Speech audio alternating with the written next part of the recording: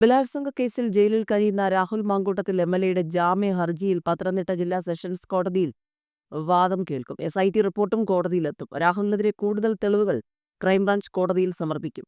Thiruvalla magistrate കോടതി കഴിഞ്ഞ ദിവസം രാഹുലിന്റെ ജാമ്യം നിഷേധിച്ചിരുന്നു. ജാമ്യം തള്ളിയുള്ള മജിസ്ട്രേറ്റ് കോടതി ഉത്തരവ് രാഹുലിന് പ്രതികൂലമാകാനാണ് സാധ്യത. ആദ്യ കേസിലെ പരാതിക്കാരി ഹൈക്കോടതിയിൽ കഴിഞ്ഞ ദിവസം സമർപ്പിച്ച സത്യവാങ്മൂലം ഉൾപ്പെടെ ചൂണ്ടിക്കാട്ടി ജാമ്യ ഹർജി എതിർക്കാനാണ് പ്രോസിക്യൂഷൻ നീക്കം. രാഹുൽ മാങ്കൂട്ടത്തിൽ എംഎൽഎക്കെതിരായ ആദ്യ ബലാത്സംഗ കേസിൽ പരാതിക്കാരൻ നൽകിയ സത്യവാങ്മൂലത്തിൽ ഗുരുതര ആരോപണങ്ങളാണ് ഉന്നയിച്ചിട്ടുള്ളത്. നേരിട്ടത് ക്രൂര ബലാത്സംഗമാണെന്നും ഭീഷണിപ്പെടുത്തി നഗ്ന വീഡിയോ ചിത്രീകരിച്ചുവെന്നും വീഡിയോ ഇപ്പോഴും രാഹുലിന്റെ ഫോണിലുണ്ടെന്നും പ്രതിക്ക് മുൻകൂർ ജാമ്യം നൽകിയാൽ നഗ്നദൃശ്യങ്ങൾ പുറത്താക്കുമെന്ന് ഭയപ്പെടുന്നതായും സത്യവാങ്മൂലത്തിൽ പരാതിക്കാരി വ്യക്തമാക്കുന്നു. കൂടാതെ ഗർഭചിത്രം നടത്തിയത് ഭീഷണിപ്പെടുത്തിയാണെന്നും സുഹൃത്ത് ജോബി എത്തിച്ച ഗുളികകൾ കഴിച്ചത് വീഡിയോ കോളിൽ കണ്ട് രാഹുൽ ഉറപ്പാക്കിയെന്നും യുവതി സത്യവാങ്മൂലത്തിൽ പറയുന്നു. ബലാത്സംഗത്തിനിടെ ഏറ്റ സാരമായ പരിക്കുകൾ വ്യക്തമാക്കുന്ന ചിത്രങ്ങളും പരാതിക്കാരി കോടതിയിൽ സമർപ്പിച്ചു. ഭീഷണി ഒഴിവാക്കുന്ന ചാറ്റുകളും ശബ്ദ സന്ദേശങ്ങളും സത്യവാങ്മൂലത്തിനൊപ്പമുണ്ട്.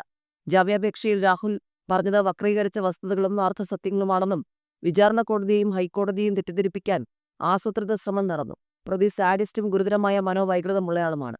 രാഹുൽ പ്രതിയായ 10ഓളം പീഡന കേസുകളെപ്പറ്റി അന്വേഷണ സംഘത്തിന് വിവരമുണ്ട്. അതിലൊന്ന് പ്രായപൂർത്തിയാകാത്ത അതിജീവിതയാണ്. അധികാരവും സ്വാധീനമുള്ള എംഎൽഎക്ക് ജാമ്യം നൽകുന്നത് ഇനി മുന്നോട്ട് വരാനുള്ള പരാതിക്കാരെ നിശബ്ദരാക്കുമെന്നും സത്യവാങ്മൂലത്തിൽ പറയുന്നു.